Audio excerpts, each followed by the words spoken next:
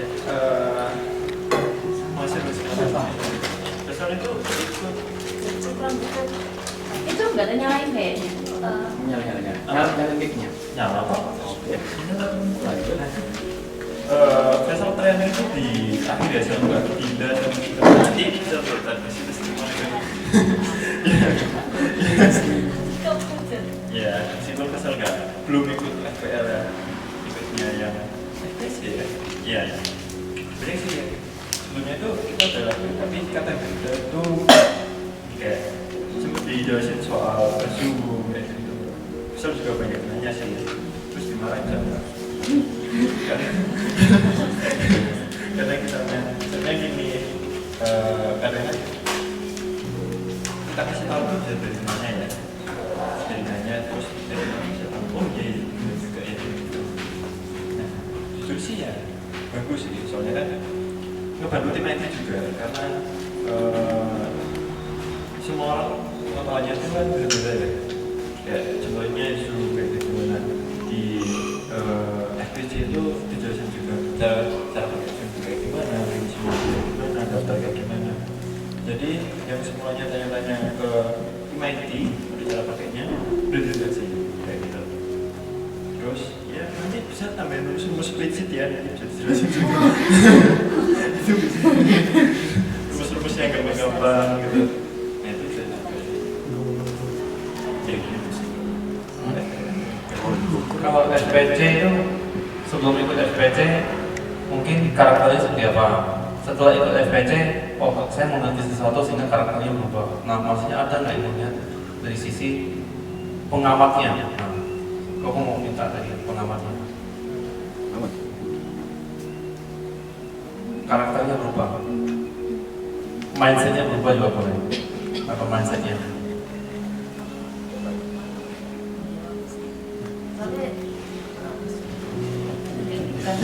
Soalnya kan ada beberapa tim kita, tim baru yang kemarin masuk di bulan apa ya?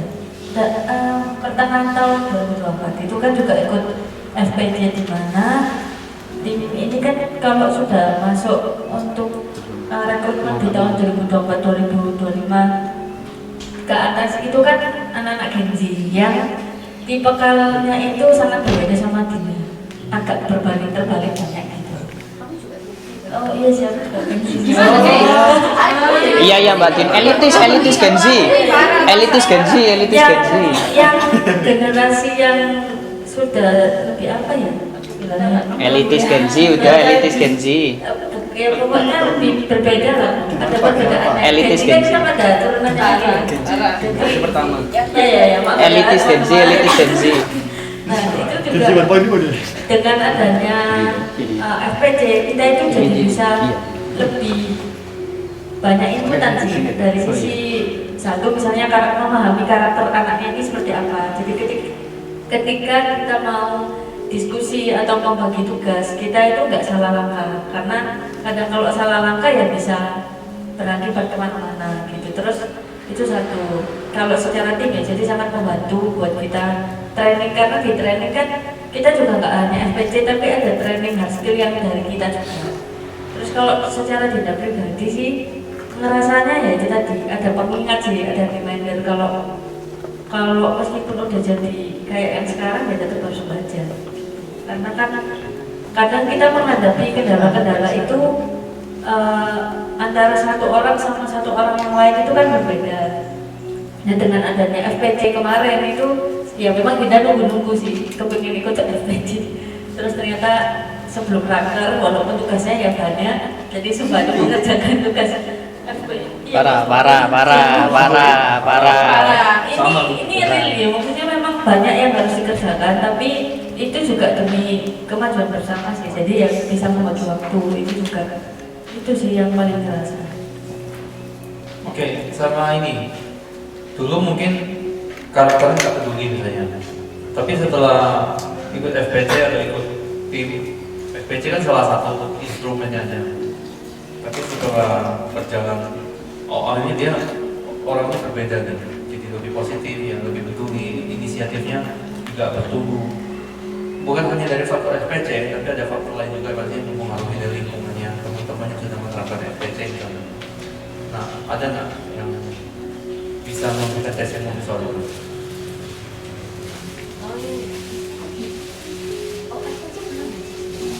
Belum. FPC belum bisa. Belum. Siska masuk 2000 berapa sih kamu sih? 2025 Bukan. 2021. Oh iya, masih. Ada? Ada nggak ya? Paling ya karena budaya kerja itu sih. Ya, yang budaya kerja kan sama, budaya kerja juga sama. Iya. Yang membuat berubah inisiatifnya. Nah, mungkin bisa menjelaskan mungkin yang mengalaminya atau yang mengamatinya yang sebelumnya menerapkan budaya kerja atau setelah menerapkan budaya kerja, inisiatif mungkin sama kepeduliannya berubah dan sebagainya. Oh, ini lebih tanggung jawabnya lebih banyak, sekarang udah lebih ngerti. Karena kan setiap orang masuk ke fase pasti punya gambar diri yang berbeda-beda kan. Dan dia dibentuk di lingkungan yang tim juga. Ini juga ada case bom di kita, orangnya juga ada di sini. Dulu itu Siska awal-awal masuk datangnya itu 758, 759 gitu. Terus setelah Dinda juga bukan yang datang terbagi juga enggak, tapi enggak yang sampai mepet. Nah terus habis itu kita ada jalan KPI, terus juga ada jalan training awal, namanya bukan FPC, pokoknya tetap ada training di ARD, proses awal FPC. Nah dari situ Siska juga berhasil men-challenge dirinya untuk datang lebih pagi karena di timnya kita itu ada 4 orang sama Dinda, yang satunya Siska. Dari totalnya kan 5 orang. Nah, yang sering datang mepet itu ada 2, Rizka sama Siska, namanya hampir mirip. Nah, sedangkan di timnya kita itu juga ada 1 orang yang selalu datang pagi, namanya Rafli. Padahal rumahnya itu jauh, di Candi rumahnya itu jauh banget. Iya, dekatnya Porong dan lebih seharusnya sejaman. Ya itu. Jadi dia terpacu dari itu, akhirnya dia juga bisa. Kita akhirnya berlomba-lomba. Gimana caranya datang lebih pagi dari Rafli? Itu ada challenge itu dan sekarang ya berangsur pulih walaupun kadang-kala memang kita nggak bisa ada 1-2 hal yang memang kita nggak bisa datang lebih pagi gitu. Tapi ya paling tidak dengan adanya itu perubahan kecil-kecil itu juga terasa gitu di kita untuk menciptakan kultur yang lebih enak dan lebih efisien juga. Kalau datangnya agak mepet kan di briefing juga ada punishment kalau datang mepet. Nah itu kan juga dilihatin sama orang, itu juga mempengaruhi psikologisnya juga sih. Jadi ya dari hal-hal kecil harapannya bisa membentuk hal-hal yang lebih besar. Oke, Siska mau tambahkan? Kalau pada saat itu sih, kalau sebenarnya banyak faktor dari eksternal juga, dari rumah yang buat Siska datang lebih siang. Salah satunya antri mandi kok. Iya, kan kalau pagi kan semua berangkat kerja, berangkat sekolah, ya hektik lah. Nah di situ makanya kita bisa seperti 755. Jadi itu kan kayak gubuk. Nah saat kantor itu sudah kayak anak-anak berdiri datang ya sempat agak malu kenapa kok datangnya telat sedangkan anak-anak itu udah kumpul. Nah itu, kan diadakan evaluasi bulanan sama Mbak Dinda. Gimana kalau bulan ini kamu yang jadi polisi absen, jadi kamu yang ngecekin login anak-anak setiap hari, ngingatin anak-anak kalau waktunya udah mepet jam 7.50 itu harus sudah ada di kantor. Dari situ, otomatis kan Siska bertanggung jawab. Nah setelah itu ya kalau nurutin antri mandi nggak selesai sampai jam 8 lebih. Nah dari itu Siska ambil start yang lebih awal. Jadi sebelum orang-orang bangun, habis selesai sholat, biasanya kan Siska tidur lagi. Ya habis tidur lagi, kadang ya setelah itu habis sholat nggak tidur, langsung lah Siska ambil start mandi lebih awal 5:30, meskipun agak kedingin aja sini. Nah setelah itu setelah itu 5:30 dari yang awalnya Siska itu berangkat dari rumah, kan rumah Siska di Surabaya itu juga jaraknya dekat 15-30 menit dari rumah ke kantor. Semula Siska berangkat jam 7.30, itu Siska lebih mulai berangkat awal itu jam 7 kurang, jam 7 pas Siska udah berangkat. Jadi sampai kantor itu kadang 7.20, 7.25 seperti itu. Nah, hari pertama itu merasa berat. Ya Allah, masih kayak masih berat karena belum terbiasa. Nah, setelah 1 hari, 1 minggu itu habitnya mulai terbentuk. Jadi kalau nggak datang pagi rasanya itu kayak ya apa ya, nggak enak gitu di jalan gopo, di jalan kayak moodnya itu kayak jelek gitu loh. Apalagi kan kalau siang di jalan kan banyak orang makin nangis ambulan gitu. Makanya kalau di jalan banyak istighfar. Otomatis ya di jalan nggak begitu ramai ya. Iya, kalau pagi kan nggak begitu ramai. Nah, jadi dari itu ya mulai kayak ternyata enak juga ya datang pagi itu daripada datang siang. Banyak benefit lain datang pagi. Kayak kita lebih bisa mempersiapkan misalnya job list yang dikerjakan hari ini, terus kita bisa spend waktu buat apa ya, biasanya kalau jam 8 itu Siska sarapan di rumah, kalau di sini Siska sarapan di kantor gitu.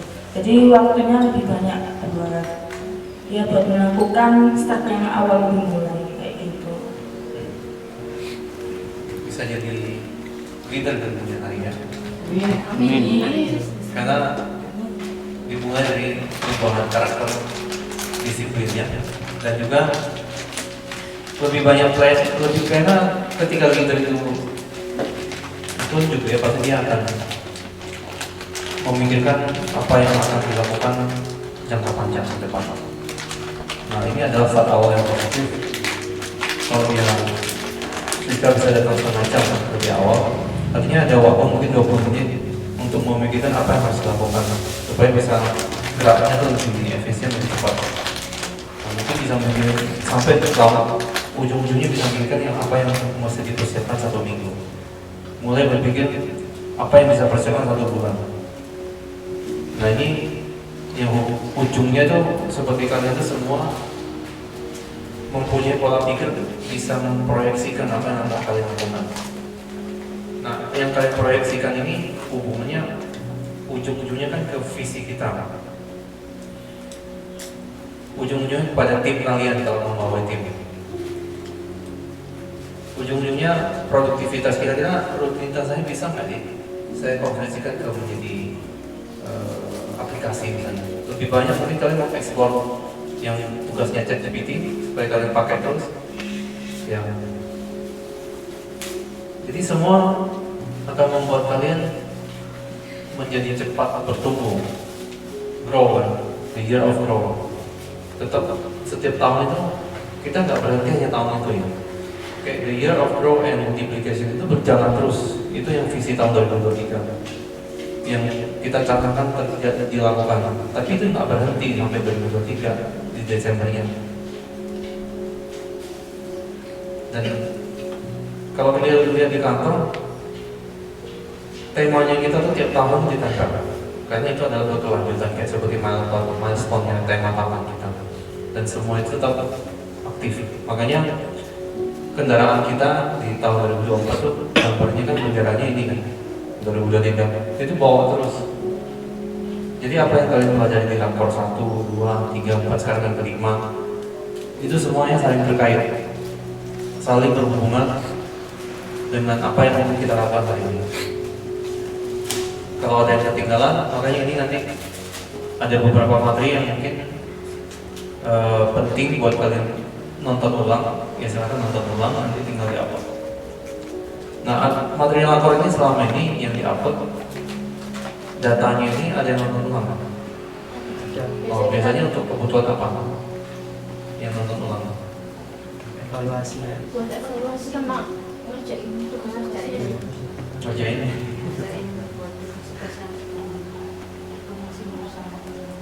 Oke. Koreksi-koreksi gitu tuh ya. Iya. Nanti ujung-ujungnya KPI-nya ya, mulai kalian berpikir dari sudut pandang yang kamu jelasin. KPI-nya mengarah ke visi besar kita juga, tahunan kita, dan semuanya harus saling terkait. Ya, oke, itu yang mau saya sampaikan. Jadi rakor kerja ini pertama kan, supirnya kasih. Sudah. 11, kita masih bisa makan tapi sebelum check out. Iya. Dengan ini rakor kita tutup. Yeay. Jadi hari ini kita rakor ternyata selesai semua. Mudah-mudahan tak lama lagi kita bertemu lagi rakor di sini. Amin. Dan kita sudah berjalan minimal ya 12%, 13% setengahnya. Dan menunjukkan bahwa kita tuh di rute yang benar. Ya, oke. Jadi rakor saya tutup hari ini. Thank you semuanya. Thank you, bro. Menuju the way to freedom, ya. Yes.